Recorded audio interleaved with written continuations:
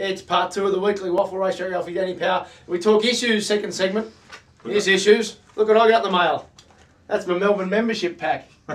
That's an issue right there. I reckon if you open it up, it'd open up into a life raft and you just hop in it and drift away. Or it's one of those flowers that people go, can I smell your heart? You know, I mean, seriously. So I made a promise that I wasn't going to sign up as a member while Cameron Schwab was CEO. And unfortunately, because they sacked him, you had to sign up. There's $250 gone because I signed my son up. Well, that is borderline child abuse. Yeah, forcing him onto it. But what an absolute character building stinking rabble the Melbourne Football Club is. Yeah. And today's Tuesday, whenever you're watching this, and in the paper, what we're seeing is that the Herald Sun have listed that the Melbourne Footy Club lost a lot of sponsors, and the Age have talked about the Schwab situation as far as the reporting process goes. That Peter Jackson's walked in and said, "Well, this is dysfunctional. All the footy departments are reporting to me. I'm CEO. I want to run a business. I don't want to be a footy expert. I want to run a business." So, two things. The AFL Footy Media, instead of sitting on your freckle and all patting each other on the back, why didn't you see any of these over the past few months? There's not enough of them. There's not enough of them. Everyone can't do everything. Everyone goes, wow, look how many footy media are out. They reckon the racing media is bad. Now, Finnegan, thousands of them, yet the sponsors all and the key supporters have been absolutely ticked off for a long time, yet all of a sudden now we read about it. This is a football department, a football club that is absolutely in complete and utter turmoil. And the best thing is the results are now showing on the ground, because sometimes results can cover mistakes like that. And honestly... Well, it's going to get fixed, you hope. Well, that's a good sign with Peter Jackson. I was almost disappointed Peter Jackson had the Melbourne tie on. I'd rather him have no club allegiance and just go, yeah. Is it, which one of the Gallaghers? Is it either Noel or Liam Gallagher? They most spit a bit of venom, don't they? Yeah, from the Oasis. And I think they went to buy Manchester City. And they said, what would you do? And he said, I'd walk in and say, you. And that's exactly what Peter Jackson needs to do. But unfortunately, maybe not even down, he needs to do it up. And to Don McClarty and the committee, who are all very good men and care a lot about the footy club, you've overseen this shambles. You've overseen and done and just seen... this is a rant. This is a rant. Well, because it's a rant of my club that I've unfortunately been stuck with barracking for. I wish I was in Sydney. We'll get to Sydney, where you can change clubs, can't you, in Sydney? Oh, yeah. During the mid-year. Yeah, you can just say, oh, I barrack for someone else now. In Melbourne, our society, which is generally better, but you're just stuck barracking for one team your whole life. Stamped. You're just stamped for life. So, to those people who have overseen a... Fortunately, I was stamped as an Essendon supporter. How many premierships have you seen? 6. 6. All right, hang on, I just want to count mine. I've been all except one. I didn't go to 85.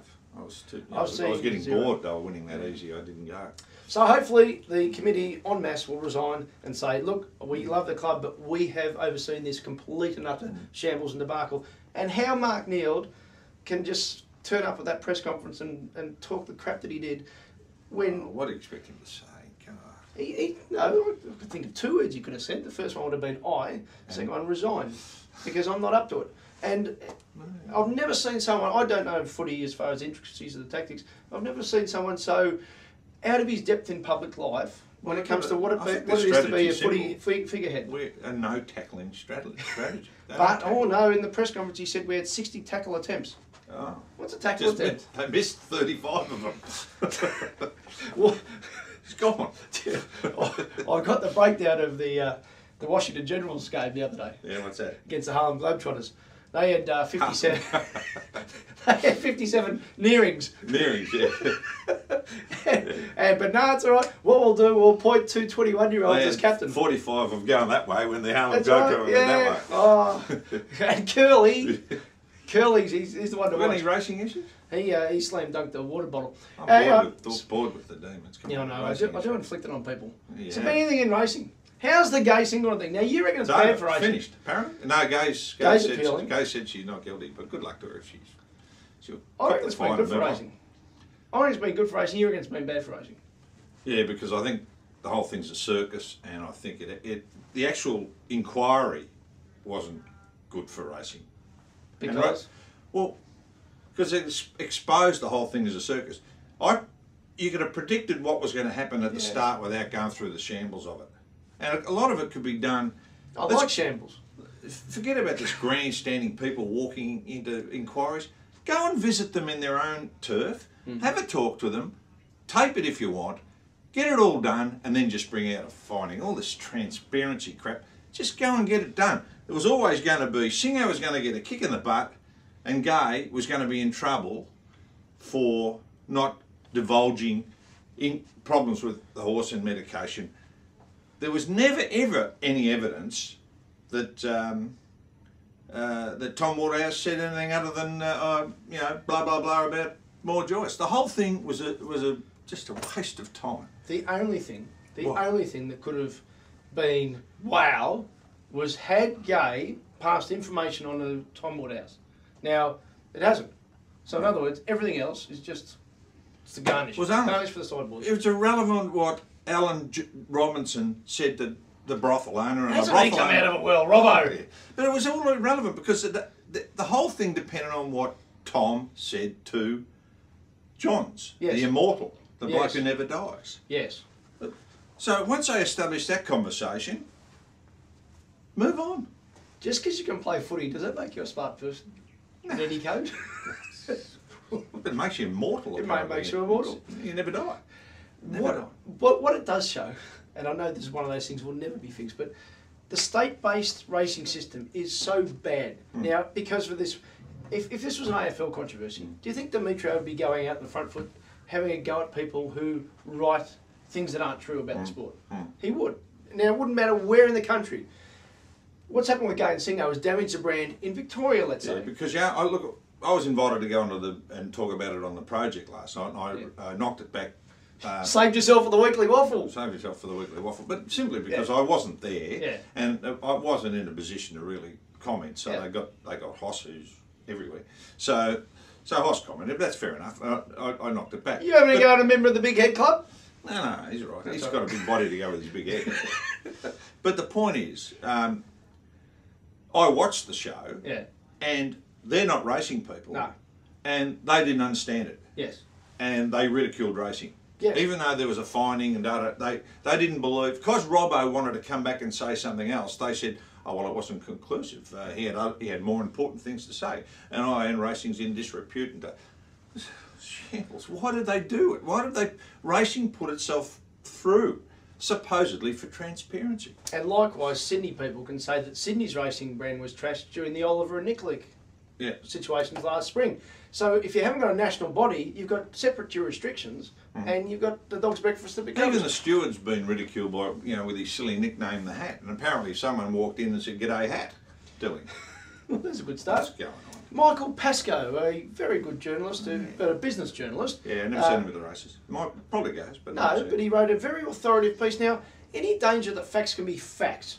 He goes, and it's about the difference between insider trading in racing and the stock market. By and large, the Australian stock market is honest thanks to the laws that encourage it to be honest. Well, by and large, racing is honest thanks to the laws. I would say there's more crooks in business associated with well, with Michael Pascoe, could you list the stock exchange than there ever been in racing? Could you list all the shonks that the business media like yourself exposed during the GFC? Because there were shitloads of them, and I don't remember them getting exposed. It was the Current Affairs and Today Tonight's of the type. What about that You've probably seen them. They do this. What about that bloke that had the childcare centres? Oh, yeah, how good was he? He was a ripper. He was good. But then he goes on to write, there's actually nothing illegal about a trainer telling a bookmaker that Radish is off his oats and highly unlikely to win. Well, it actually is. It's in breach of Australian rule of racing 148. Look it up yourself, but that actually means it's in breach, which is why Gai's been charged. No, she's not charged for that.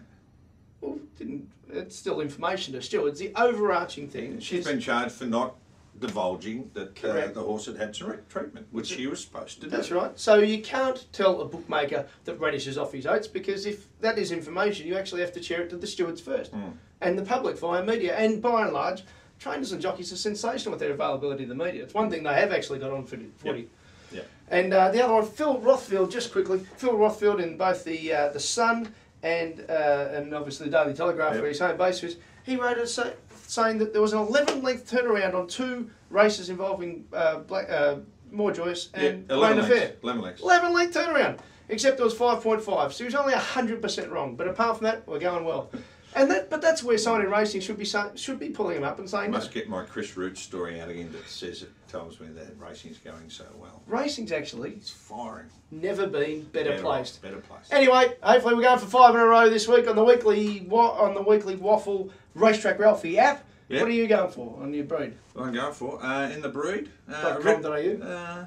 I haven't written anything this week. I might do something on... One of his finest works this week. I've been too busy getting the Inside Racing app, but I tell you what I'll do. I'll do something on the new stallion that's just retired. Another one. Your song. Your song. In fact, it's irresponsible of the Incident Deal owners. Why are you keeping it racing? Off you go. Get it off the stud. Anyway, get the Racetrack Ralphy app. Hopefully we can see him again well this week.